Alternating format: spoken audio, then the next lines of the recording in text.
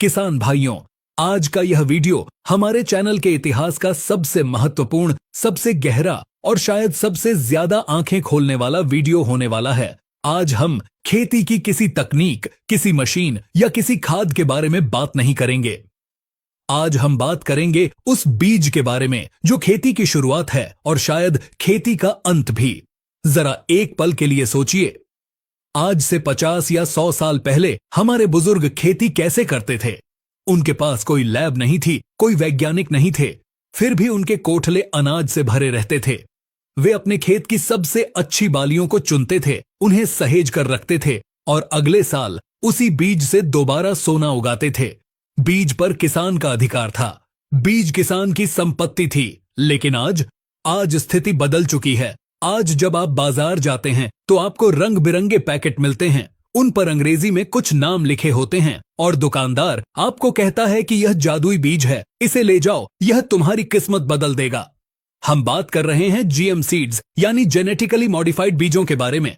आपने BT cotton का नाम सुना होगा, आपने जीएम सरसों की चर्चा सुनी होगी। लेकिन क्या आप जानते हैं कि इन बीजों के अंदर असल में क्या है? क्या आप जानते हैं कि विज्ञान ने प्रकृति के साथ क्या छेड़छाड़ की है? और सबसे बड़ा सवाल, क्या यह छेड़छाड़ हमारे और आपकी आने वाली पीढ़ियों के लिए सुरक्षित है, या फिर हम अनजाने में अपनी ही मिट्टी और अपनी ही सेहत के साथ एक बहुत बड़ा जुआ खेल रहे हैं? अगले कुछ मिनट में हम आपको एक ऐसे सफर पर ले जाएंगे जहां विज्ञान भी है, राजनीति भी है और व्यापार भी है। हम बीटी कॉटन के इतिहास को खंगालेंगे, हम जीएम सरसों के विवाद को समझेंगे और हम उस काले सच से भी पर्दा उठाएंगे जो बड़ी बड़ी विदेशी कंपनियां आपसे छिपाना चाहती हैं। तो चलिए खेती के सबसे बड़े रहस्य को सुलझाने की शुरुआत करते हैं। सबसे पहले बहुत ही सरल और देसी भाषा में यह समझना जरूरी है कि आखिर यह जीएम यानी जेनेटिकली मॉडिफाइड बला है क्या। किसान भाइयों, इस सृष्टि में हर जीव, चाहे वह पौधा हो, जानवर हो या इंसान हो, उसके शरीर के अंदर एक बहुत ही सूक्ष्म नक्शा होता है। इसे विज्ञान की भाषा में डीएनए कहते हैं। यह डीएनए ही तय करता है कि नीम का पेड़ कड़वा होगा और आम का पेड़ मीठा होगा। यह डीएनए तय करता है कि मछली पानी में सांस लेगी और इंसान हवा में। कुदरत ने हर जीव के बीच एक दीवार बना रखी है। एक प्रजाति दूसरी प्रजाति से मिलन नहीं कर सकती। एक टमाटर का पौधा कभी मछली के साथ संबंध नहीं बना सकता। लेकिन पिछले कुछ दशकों में वैज्ञानिकों ने कुदरत की इस दीवार को तोड़ दिया है। जीएम तकनीक का मतलब है प्रयोगशाला के अंदर जबरदस्ती एक जीव के गुण को निकालकर दूसरे जीव में डाल देना। इसे एक उदाहरण से समझिए। मान लीजिए वैज्ञानिकों ने देखा कि एक ठंडा देश है जहां बर्फ गिरती है, वहां एक मछली पाई जाती है जो बर्फ के पानी में भी जिंदा रहती है। वैज्ञानिकों ने उस मछली के शरीर से वह जीन निकाला जो उसे ठंड से बचाता है और उस जीन को एक टमाटर के बीज में डाल दिया। अब जो नया टमाटर पैदा हुआ वह बाहर से तो टमाटर जैसा दिखता है, लेकिन उसके अंदर मछली का गुण है। वह ठंड में खराब नहीं होता। इसे कहते हैं जीएम बीज, यानी ऐसा बीज जो भगवान ने नहीं, इंसान ने लैब में बनाया है। अब सवाल यह आता है कि आखिर इसकी जरूरत क्यों पड़ी? क्या हमारी पारंपरिक खेती में कोई कमी थी? इसके पीछे की कहानी शुरू होती है कीड़ों और बीमारियों से। किसान की सबसे बड़ी दुश्मन सुंडी और इल्ली रही है। सालों से किसान अपनी फसल को बचाने के लिए जहर छिड़कता आया है। इसी समस्या का हल निकालने के लिए वैज्ञानिकों ने बीटी तकनीक खोजी। भारत में जीएम बीजों का प्रवेश द्वार कपास यानी नरमा की फसल से खुला। आपको याद होगा सन 2000 और 2002 का वह दौर। उस समय भारत के कपास किसानों की हालत बहुत खराब थी। अमेरिकन सुंडी, जिसे हम अमेरिकन बॉलवर्म कहते हैं, वह पूरी की पूरी फसल को बर्बाद कर देती थी। किसान बाजार से महंगा कीटनाशक लाता था, स्प्रे करता था, लेकिन सुंडी नहीं मरती थी। किसान कर्ज में डूब रहे थे, आत्महत्याएं बढ़ रही थीं। तभी एंट्री होती है एक विदेशी तकनीक की जिसका नाम था बीटी कॉटन। अब यह बीटी क्या है, इसे बहुत ध्यान से समझिए। बीटी एक बैक्टीरिया है जिसका पूरा नाम है बैसिलस थुरिजेंसिस। यह बैक्टीरिया मिट्टी में पाया जाता है। कुदरत ने इस बैक्टीरिया को एक खास ताकत दी है। यह अपने शरीर में एक विशेष प्रकार का प्रोटीन बनाता है जो कि एक जहर है, लेकिन यह जहर इंसान या जानवर के लिए नहीं बल्कि सिर्फ और सिर्फ सुंडी और इल्ली के लिए जानलेवा है। वैज्ञानिकों ने सोचा कि अगर हम इस बैक्टीरिया का यह जहर बनाने वाला जीन निकाल लें और उसे कपास के पौधे के अंदर डाल दें तो क्या होगा। उन्होंने ऐसा ही किया और नतीजा यह हुआ कि कपास का पौधा खुद जहर की फैक्ट्री बन गया। पहले हम ऊपर से जहर छिड़कते थे, अब जहर पौधे के हर पत्ते, हर फूल, हर टिंडे और हर रेशे में मौजूद था। जैसे ही खेत में सुंडी आती और कपास का एक छोटा सा पत्ता भी खाती तो वह जहर उसके पेट में चला जाता। सुंडी का पेट फट जाता और वह तड़प कर मर जाती। शुरुआत में यह किसी चमत्कार जैसा लगा। 2002 के बाद जब किसानों ने बीटी कॉटन लगाना शुरू किया तो पैदावार एकदम से बढ़ गई। दवाइयों का खर्चा लगभग खत्म हो गया। भारत देखते ही देखते दुनिया का सबसे बड़ा कपास उत्पादक देश बन गया। किसानों को लगा कि उन्हें अलादीन का चिराग मिल गया है। बीज कंपनियां मालामाल हो गईं और किसान भी खुश थे। लेकिन किसान भाइयों, हर सिक्के का दूसरा पहलू भी होता है और यही वह जगह है जहां कहानी में एक डरावना मोड़ आता है। प्रकृति को आप कभी भी पूरी तरह नहीं हरा सकते। जीव विज्ञान का एक नियम है अनुकूलन, यानी ढल जाना। जब हम किसी कीड़े को मारने के लिए एक ही हथियार बार बार इस्तेमाल करते हैं तो वह कीड़ा उस हथियार के खिलाफ अपनी ढाल बना लेता है। बीटी कॉटन के साथ भी यही हुआ। शुरुआत के 5 से 10 साल तो बहुत अच्छे निकले, लेकिन फिर खबर आने लगी कि बीटी कॉटन पर भी सुंडी का हमला हो रहा है। अमेरिकन सुंडी तो गायब हो गई, लेकिन उसकी जगह एक नई और ज्यादा खतरनाक दुश्मन ने ले ली, गुलाबी सुंडी यानी पिंक बॉल वर्म। आज स्थिति यह है कि गुलाबी सुंडी बीटी के जहर को पचा जाती है। उसे उस जहर से कोई फर्क नहीं पड़ता। परिणाम क्या हुआ? आज किसान भाई बाजार से बीटी कॉटन का पैकेट खरीदते हैं जो सादा बीज से 5 गुना महंगा है। वह इसके लिए रॉयल्टी का पैसा देते हैं और फिर खेत में गुलाबी सुंडी को मारने के लिए उन्हें दोबारा महंगे कीटनाशक छिड़कने पड़ते हैं। यानी किसान की जेब पर दोहरी मार। महंगा बीज भी खरीदा और महंगी दवाई भी डाली। तो फिर इस जीएम तकनीक का असली फायदा किसे हुआ? उस किसान को जो आज भी कर्ज में है, या उस कंपनी को जिसने अपना पेटेंट करा रखा है और हर साल अरबों रुपए कमा रही है? यहां एक और बड़ी गलती हुई जिसके बारे में शायद बहुत कम किसान जानते हैं। जब बीटी कॉटन का पैकेट आता है तो आपने देखा होगा कि उसके साथ एक छोटा पैकेट और निकलता है जिसमें सादा बीज होता है। इसे रिफ्यूज सीड कहते हैं।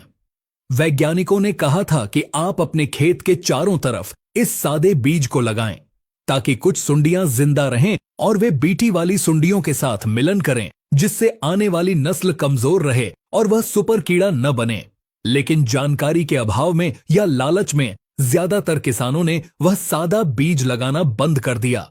उन्होंने सोचा कि हम सादा बीज क्यों लगाएं, उससे तो पैदावार कम होगी, और यही हमारी सबसे बड़ी भूल साबित हुई।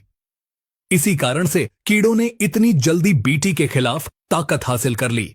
अब तक हमने बात की कपास की। कपास एक रेशे वाली फसल है, इसे हम खाते नहीं हैं, इसीलिए इसका विरोध थोड़ा कम हुआ। लेकिन अब जो खतरा हमारे सिर पर मंडरा रहा है वह है खाद्य फसलों में जीएम का आना। सरसों, बैंगन, मक्का, सोयाबीन। जरा सोचिए, जिस तकनीक में बैक्टीरिया का जीन डाला गया है, अगर वह जीन हमारे भोजन में आ जाए तो हमारे शरीर पर क्या असर होगा? यही वह सवाल है जिस पर पूरी दुनिया के वैज्ञानिक बंटे हुए हैं। एक पक्ष कहता है कि यह बिल्कुल सुरक्षित है, हमने कई टेस्ट किए हैं। अमेरिका में लोग सालों से जीएम मक्का और सोयाबीन खा रहे हैं, उन्हें कुछ नहीं हुआ। लेकिन दूसरा पक्ष, जिसमें कई बड़े डॉक्टर्स और पर्यावरणविद शामिल हैं, उनका कहना है कि हमें जल्दबाजी नहीं करनी चाहिए। उनका तर्क है कि जब हम जीएम खाना खाते हैं तो हमारे शरीर में नए तरह के एलर्जेंस जाते हैं। इसका दीर्घकालिक असर 20 या 30 साल बाद पता चलता है। कहीं ऐसा तो नहीं कि आज जो कैंसर, लिवर की बीमारियां और बच्चों में अजीब तरह की एलर्जी बढ़ रही है, उसका कोई कनेक्शन हमारे बदलते हुए भोजन से हो? एचटी बीज एक मीठा जहर है। ग्लाइफोसेट घास ही नहीं, मिट्टी को भी मारता है। एक और बहुत बड़ा खतरा है जिसे हर्बिसाइड टॉलरेंस या एचटी बीज कहते हैं। यह शब्द थोड़ा कठिन लग सकता है, लेकिन इसे समझना हर किसान के लिए जिंदगी और मौत का सवाल है।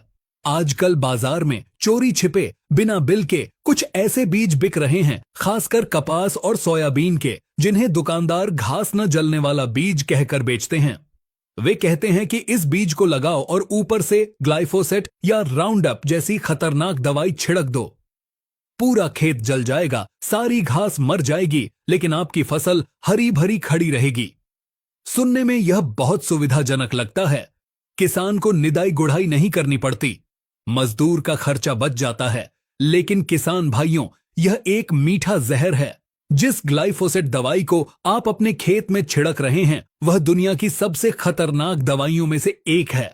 विश्व स्वास्थ्य संगठन की कैंसर रिसर्च एजेंसी ने इसे इंसानों के लिए कैंसर कारक की श्रेणी में रखा है।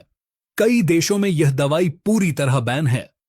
जब आप यह दवाई खेत में डालते हैं तो यह सिर्फ घास को नहीं मारती, यह आपकी मिट्टी के अंदर मौजूद उन करोड़ों मित्र कीटों, केंचुओं और सूक्ष्म जीवाणुओं को भी मार देती है जो मिट्टी को उपजाऊ बनाते हैं। धीरे धीरे आपका खेत बंजर होने लगता है, मिट्टी पत्थर जैसी सख्त हो जाती है। और तो और यह जहर फसल के माध्यम से अनाज में आता है और अनाज से हमारे और आपके बच्चों की थाली में। पंजाब और महाराष्ट्र के कई इलाकों में जहां इसका अंधाधुंध इस्तेमाल हुआ है, वहां कैंसर के मरीज घर घर में मिल रहे हैं। क्या हम अपनी सुविधा के लिए अपनी जान दांव पर लगा सकते हैं?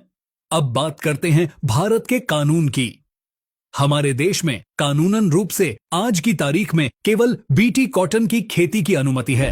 भारत में सिर्फ बीटी कपास वैध है, बाकी जीएम गैर कानूनी है। जादुई बीज मिलते हैं, दुकानदार कहता है कि किस्मत बदल जाएगी, लेकिन सच्चाई कुछ और है। इसके अलावा बीटी बैंगन, जीएम सरसों या जीएम सोयाबीन को खेत में उगाने की सरकारी मंजूरी नहीं है। जीएम सरसों, जिसका नाम DMH11 है, उस पर सरकार और सुप्रीम कोर्ट के बीच रस्साकशी चल रही है। सरकार चाहती है कि इसे मंजूरी मिले ताकि हम खाद्य तेल में आत्मनिर्भर बने और विदेश से तेल न मंगाना पड़े। लेकिन विरोधी कहते हैं कि सरसों हमारे लिए सिर्फ तेल नहीं है, हम सरसों का साग खाते हैं, हम सरसों का इस्तेमाल दवा के रूप में करते हैं, हमारे पशु सरसों की खल खाते हैं। अगर इसमें कोई गड़बड़ हुई तो इसे वापस लेना नामुमकिन होगा। एक और बहुत बड़ा डर है बीज पर एकाधिकार का। पुराने जमाने में बीज स्वराज होता था, बीज किसान का था, लेकिन जीएम बीज बनाने वाली कंपनियां इन बीजों पर पेटेंट कराती हैं। पेटेंट का मतलब है कि इस बीज का मालिक वह कंपनी है। आप इस बीज को बनाकर बेच नहीं सकते। आपको हर साल, हर सीजन में उसी कंपनी की दुकान पर जाना होगा। वह कंपनी जो दाम मांगेगी आपको देना होगा। अगर कल तो वह कंपनी बीज देना बंद कर दे या दाम 10 गुना कर दे तो हम क्या करेंगे? क्या हम अपनी भोजन सुरक्षा के लिए किसी विदेशी कंपनी के गुलाम बन सकते हैं? यह डर बेवजह नहीं है। दुनिया के कई देशों में ऐसा हो चुका है। जब देसी बीज खत्म हो जाते हैं तो किसान के पास कोई विकल्प नहीं बचता। और जीएम बीजों के साथ एक समस्या यह भी है कि ये संक्रामक होते हैं। अगर आपके पड़ोसी ने जीएम सरसों लगाई है और आपने देसी सरसों लगाई है, तो हवा और मधुमक्खियों के जरिए जीएम सरसों का पराग आपके खेत में आ जाएगा और आपकी देसी सरसों भी दूषित हो जाएगी। आप चाहकर भी अपनी फसल को जीएम मुक्त नहीं रख पाएंगे। धीरे धीरे हमारी हजारों साल पुरानी देसी किस्में, जो हमारे वातावरण के अनुकूल थीं, जो कम पानी में भी हो जाती थीं, वे हमेशा के लिए विलुप्त हो जाएंगी। तो अब सवाल आता है कि इस पूरे चक्रव्यूह में एक आम किसान क्या करे? क्या हम विज्ञान का विरोध करें? क्या हम पुरानी खेती पर वापस चले जाएं? नहीं, हमें पीछे नहीं जाना है, लेकिन हमें आंखें बंद करके आगे भी नहीं भागना है। टेक्निकल एग्रीकल्चर आपको 3 बहुत ही महत्वपूर्ण सलाह देना चाहता है। सबसे पहली सलाह चुनाव, मिट्टी जिंदा रखें, रसायन कम करें, जैविक बढ़ाएं। अपनी मिट्टी को जिंदा रखें। जीएम हो या हाइब्रिड, कोई भी बीज तभी पैदावार देगा जब आपकी मिट्टी में जान होगी। रसायनों और खरपतवार नाशक दवाओं का प्रयोग कम से कम करें। अपने खेत में गोबर की खाद, हरी खाद और जीवामृत का प्रयोग बढ़ाए। अगर मिट्टी में कार्बन होगा तो पौधे में रोगों से लड़ने की ताकत अपने आप आएगी। दूसरी सलाह पत लें, बीज बचाइए। जिसके पास बीज है वही राजा है। बीजों के मामले में आत्मनिर्भर बने। यह मुश्किल है लेकिन नामुमकिन नहीं। अपने खेत के एक छोटे से हिस्से में, चाहे वह आधा बीघा ही क्यों ना हो, अपनी पुरानी देसी किस्मों की खेती जरूर करें। उन बीजों को बचा कर रखें। उनसे अपना बीज बैंक बनाएं। याद रखिए, आने वाले समय में जिसके पास अपना बीज होगा वही असली राजा होगा। हाइब्रिड और जीएम बीज आपको पैदावार दे सकते हैं, लेकिन वे आपको आजादी नहीं दे सकते। तीसरी और सबसे जरूरी बात, तीसरी सलाह जागरूक बनिए। बिना बिल बीज मत खरीदिए। जागरूकता। दुकानदार के कहने पर कोई भी ऐसा बीज न खरीदें जिसका कोई पक्का बिल न हो। चोरी छिपे बिकने वाले एचटी कॉटन या सोयाबीन के बीजों से दूर रहें। ये बीज थोड़े समय के लिए आपको फायदा दे सकते हैं, लेकिन ये आपकी मिट्टी को हमेशा के लिए बर्बाद कर सकते हैं। और गैर कानूनी बीज लगाने पर अगर फसल खराब होती है तो सरकार या कंपनी से आपको 1 रुपया भी मुआवजा नहीं मिलेगा। किसान भाइयों, जीएम तकनीक विज्ञान का एक बहुत बड़ा आविष्कार है। इसमें कोई शक नहीं कि इसमें संभावनाएं हैं। भविष्य में शायद ऐसे बीज आएं जो कम पानी में हो जाएं या जो खारे पानी में भी खेती कर सकें। लेकिन जब तक यह साबित नहीं हो जाता कि ये बीज हमारी सेहत और पर्यावरण के लिए 100% सुरक्षित हैं, तब तक हमें सावधानी बरतनी होगी। खेती सिर्फ मुनाफे का धंधा नहीं है। खेती एक जिम्मेदारी है, पूरे देश का पेट भरने की जिम्मेदारी। और यह जिम्मेदारी तभी पूरी होगी जब हमारा अन्न शुद्ध होगा, हमारी मिट्टी पवित्र होगी और हमारा किसान स्वतंत्र होगा। यह चर्चा बहुत लंबी हो सकती है, लेकिन आज के लिए इतना ही। हमने कोशिश की है कि आपको जीएम बीजों के हर पहलू, चाहे वह अच्छा हो या बुरा, उससे रूबरू कराएं। यह फैसला अब आपके हाथ में है। आप अपने खेत के वैज्ञानिक खुद हैं। अपनी बुद्धि और विवेक से काम लें। किसी की देखा देखी ना करें। अगर आपको यह जानकारी, यह गहराई और यह सच पसंद आया हो तो इस वीडियो को अपने तक सीमित न रखें। इसे अपने हर उस किसान भाई तक पहुंचाएं जो खेती करता है।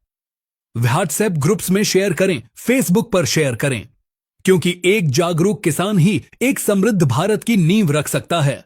किसान भाइयों, आपके लिए एक सही, सटीक और वैज्ञानिक वीडियो लाने के लिए हमारी पूरी टीम दिन रात मेहनत करती है।